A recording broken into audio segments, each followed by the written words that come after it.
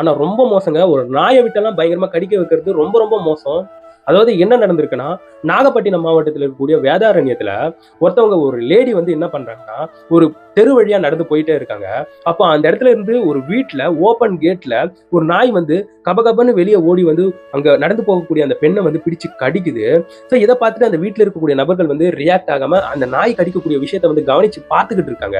அதே சமயத்தில கேட்ட வேற பூட்டுறாங்க. அந்த நாய் உள்ள வராம. அந்த நாய் வந்து தொடர்ந்து அந்த பெண்ணை வந்து பயங்கரமா கடிக்குது.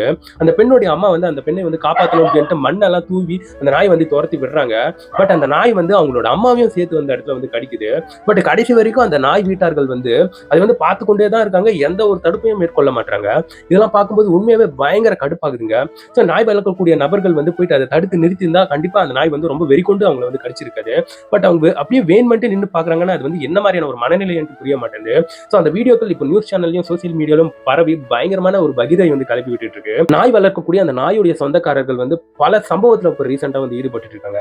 ஒரு நாயை வந்து வெளியே கூப்பிட்டு போனா அதை வந்து முக்கியமா பத்திரமா பாத்துக்க வேண்டியது அந்த சொந்தக்காரருடைய பொறுப்பு தான். அதோட ரோப்பை ரொம்ப டைட்டா போட்டுக்கணும். அதோட மூஞ்சிக்கு ஒரு முகமூடி மாதிரி ஒரு கவசத்தை வந்து அணிவிக்கணும் அப்படின்ட்டு ஏகப்பட்ட விஷயங்களை வந்து கவர்மெண்ட் ரீசெண்டா ரூல்ஸ் கொண்டு வந்தது. அதை மாதிரி மடிக்காம பல பேர் வந்து இப்போ வந்து கண்டமேனிக்கு நாயை வந்து வெளியே கூப்பிட்டு வராங்க, கேட்டு திறந்து விட்டுறாங்க.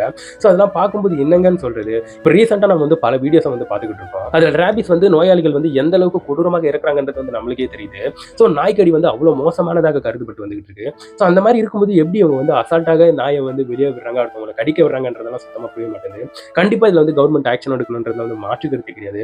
இப்போ அந்த வீடியோ இணையத்தில் வைரல் ஆகி பயங்கரமா இப்போ வந்து ஸ்ப்ரெட் அவுட் ஆயிட்டு இருக்குங்க. இதை பற்றி நீங்க என்ன நினைக்கிறீங்கன்றது என்னோட கமெண்ட் செக்ஷன்ல பதிவு பண்ணுங்க.